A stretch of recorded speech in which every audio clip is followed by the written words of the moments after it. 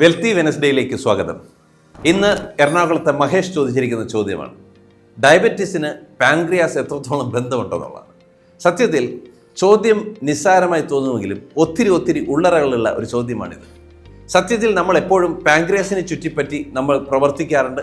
പാൻക്രിയാസിൻ്റെ പ്രവർത്തനക്കുറവാണ് diabetes ഉണ്ടാക്കുന്ന പോലും പറയാറുണ്ട്. ഇത് ടൈപ്പ് 1 ഡയബറ്റിക് ആണ്. പാൻക്രിയാസിലെ ബീറ്റാ സെൽസ് ഇൻസുലിൻ പ്രൊഡ്യൂസ് ചെയ്യാത്ത അവസ്ഥ ടൈപ്പ് 1 ഡയബറ്റിക് ആണ്. പക്ഷെ നമ്മൾ ഈ കാണുന്ന ഭൂരിഭാഗം ഡയബറ്റിക്കും ടൈപ്പ് 2 ഡയബറ്റിക് ആണ്.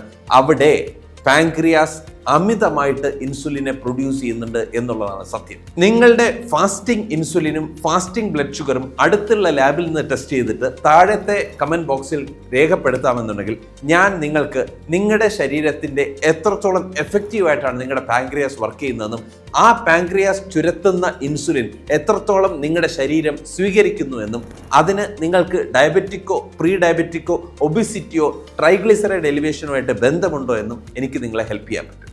So definitely pancreas role play ചെയ്യുന്നുണ്ട്.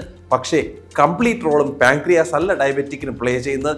പാൻക്രിയാസ് ഇൻസുലിൻ പ്രൊഡ്യൂസ് ചെയ്യുന്നേ ഉള്ളൂ. Insulin is the key to open the door of a cell.